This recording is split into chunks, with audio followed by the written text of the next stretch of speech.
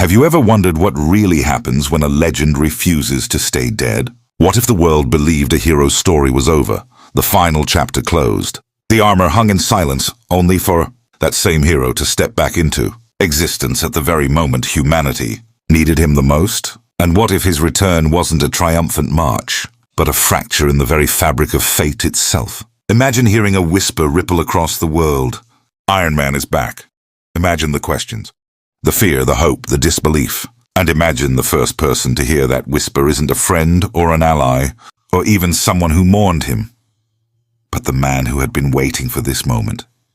Not to welcome him, but to end him. Because in the shadows of the world's most dangerous intellect, Dr. Doom has been preparing for a war no one else even knows is coming. But before we reach that war, before the final blow, we need to understand how a dead man came back into the light, and why the universe itself trembled the moment he opened his eyes again. Tony Stark always claimed that the future was a puzzle waiting to be solved, a challenge he couldn't resist, a problem he refused to ignore. Yet the future is a tricky thing. It bends, it shifts, and sometimes it loops back in ways no one expects. When the world lost him, there was grief, there was unity, there was memory. People carried his legacy as though his absence could be filled by echoing what he left behind. But the truth? The truth is that a world without Tony Stark didn't evolve into a better one. It cracked, it splintered, it grew afraid, because without its futurist, the future began to rot. There is a part of Tony Stark's story the world was never told, a part he never meant for anyone to discover, not even those closest to him. Tony had always believed in contingency, backup plans for backup plans, solutions to problems before the problems even existed. And in his final years, he had quietly begun working on something that made even his past innovations look like toys. He called it Project Resurrection, not because he wanted to cheat death, not because he intended to return in glory, but because he anticipated the rise of someone he feared more than Thanos, more than any alien, more than any cosmic threat the Avengers had ever encountered. He feared the inevitable ascension of Victor Von Doom, and he was right to fear it. Project Resurrection wasn't some sci-fi cloning chamber or digital consciousness stored in a vault. It was a self-rebuilding neural codex, a living archive intertwined with Stark DNA, a strange hybrid of biotech and quantum memory, something that could, under specific circumstances, reconstitute a consciousness, not by brute force but by pulling Tony's own mind back from a preserved neural echo he hid deep in the core of an isolated Stark satellite. It was a fail-safe designed only to activate if Doom ever surpassed the threshold Tony predicted. A point Tony labeled Event Horizon, a moment when Doom achieved enough power to become a threat, not just to nations, not just to humanity, but to the fundamental stability of reality.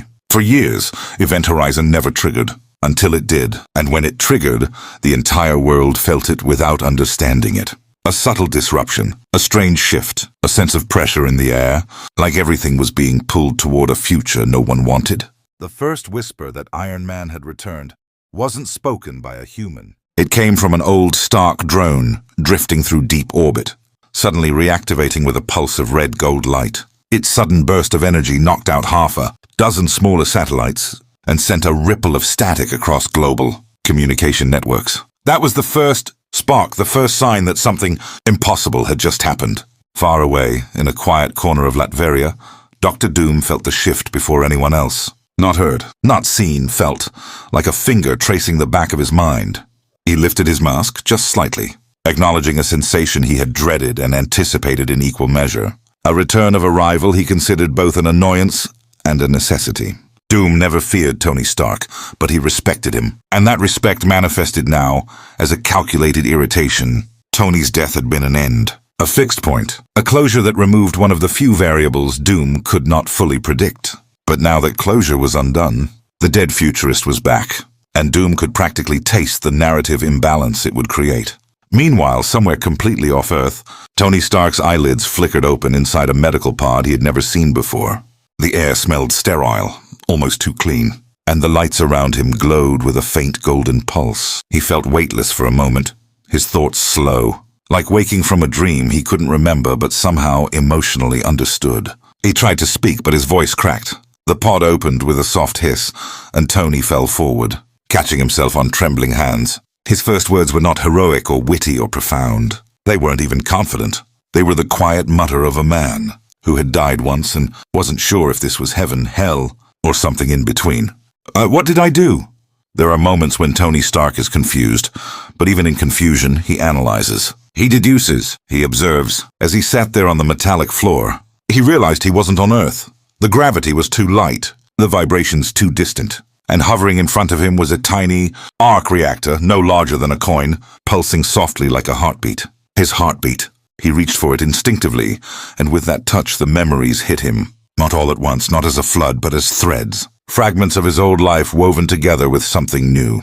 He felt the lingering echo of Project Resurrection, his own design waking him, and he realized something terrifying. He hadn't revived himself. The warning system had. Tony dragged himself upright and looked through the curved glass of the chamber. Beyond it was the cold expanse of space, Earth glimmering below like a memory. His mind raced, piecing the logic together as fast as his still-reforming neurons would allow. Doom had crossed the event horizon. Doom had surpassed the threshold. Doom had become something far more dangerous than a tyrant in a metal mask with sorcery at his fingertips. Tony whispered, "What did he become?" And the silence gave him no answer. But Tony Stark wasn't one to sit and wait for answers to arrive. Every weakness sharpened his instinct to move, and with each step he forced himself to take, he grew stronger. The chamber itself seemed to respond to him, systems activating, simply because he was awake. And then he saw it. A reconstruction blueprint displaying an armor, schematic unlike any he had ever built, yet unmistakably his. Sleek, luminous, almost alive. Maybe Project Resurrection hadn't only revived his mind. Maybe it had built him a suit capable of standing against the very thing he had feared. As he absorbed the imagery, a sudden transmission cut through the chamber. A voice, fragmented but urgent. "Tony, if you're seeing this." Doom breached, dimensional layer, unstable, Earth collapsing, help. The voice wasn't one Tony expected. It was Reed Richards, and it sounded like Reed Richards was dying. The transmission crackled, warped, and then faded. Tony swallowed hard, feeling something that hadn't surfaced in him for a long time. Dread. Because if Reed was calling him a dead man who should not be alive, then Doom had become something far worse than Tony had imagined. Reed rarely asked for help. Reed never begged. Tony Stark understood then that his return wasn't a miracle. It was a warning. Back on Earth, the governments of the world gathered in quiet panic as their systems failed for brief but recurring moments. Strange electromagnetic waves rippled across continents. The sky shimmered at random intervals, as though something was pressing against the atmosphere from the outside. But the world could not identify the source. Not yet. They assumed it was a natural anomaly, a solar event, a coincidence. Only one person spoke the truth aloud. Doom. In the throne room of Latveria. He stood in front of a hologram of the Earth, watching cracks of green energy web across its surface. His advisors trembled, uncertain whether to speak, but Doom didn't care. He already knew what was happening. He had created the rift. He had initiated the surge, and now reality itself was bending under his control. But even as he watched the hologram, a shadow of annoyance crept into his posture. Tony Stark had returned, and he returned too early. Doom murmured, almost conversationally. "You always were an inconvenience, Stark." And thus, Act 1 ends with the impossible confrontation. Neither of them was meant to have so soon.